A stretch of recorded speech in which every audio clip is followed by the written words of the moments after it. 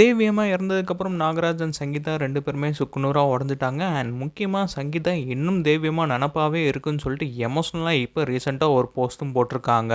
அந்த போஸ்ட்ல என்ன சொல்லியிருக்காங்கன்னா, "அத்தை உங்கள எனக்கு சின்ன வயசுல இருந்தே ரொம்ப பிடிக்கும். முக்கியமா நீங்க உங்க குழந்தைங்ககிட்ட ஃப்ரெண்ட்லியா பேசுறது, பழகுறதெல்லாம் பார்த்து எனக்கு இப்படி ஒரு அம்மா இல்லையேன்னு சொல்லிட்டு நான் ஏங்கி இருக்கேன். நீங்க எனக்கு மாமியாரா இருந்து ஒரு அம்மா மாதிரி எனக்கு மேரேஜ் ஆனதுலேருந்து என்ன பார்த்துக்கிட்டீங்க.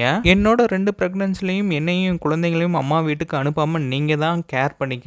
எனக்கு எப்படி காஃபி போடணும், எப்படி சமைக்கணும் எல்லாமே நீங்க தான் சொல்லிக் குடுத்தீங்க. நான் மார்னிங் எவ்வளோ லேட்டா எந்திரிச்சாலும் அத பத்தி எதுவுமே கேட்க மாட்டீங்க. என் குழந்தைகளை என்னை விட ரொம்ப கேரா பார்த்துக்கிட்டீங்க. என்னை எதிர்பார்க்கவே மாட்டீங்க. என் ஃபேமிலிக்கு நான் ஃபினான்ஷியலா சப்போர்ட் பண்ணும்போது கூட இன்னும் நல்லா பார்த்துக்குமான்னு தான் சொல்லுவீங்க. இவ்வளோ வருஷமா நீங்க என்ன நல்லா பார்த்துக்கிட்டீங்க. நான் உங்கள நல்லா பார்த்துக்கிறேன்னு நினைக்கிற டைம்ல நீங்க இல்லன்னு பார்த்தீங்கன்னா ரொம்ப சென்டிமென்ட்டா சொல்லியிருக்காங்க. லவ் யூ அத்தை, மிஸ் யூ சோ மச்ன்னு சொல்லியிருக்காங்க. ஸோ இந்த கேப்ஷனை ரீட் பண்ணும்போது அவங்க எவ்வளோ நல்ல மாமியாராவும் அம்மாவும் இருந்திருப்பாங்கன்னு சொல்லிட்டு எல்லா பேத்துக்குமே தெரிய வருது. இந்த போஸ்ட்டை போடுறப்பயே டைப் பண்ணும்போதும் ரொம்ப ஃபீல் பண்ணி அழுதுட்டே தான் போஸ்ட் பண்ணியிருப்பாங்க.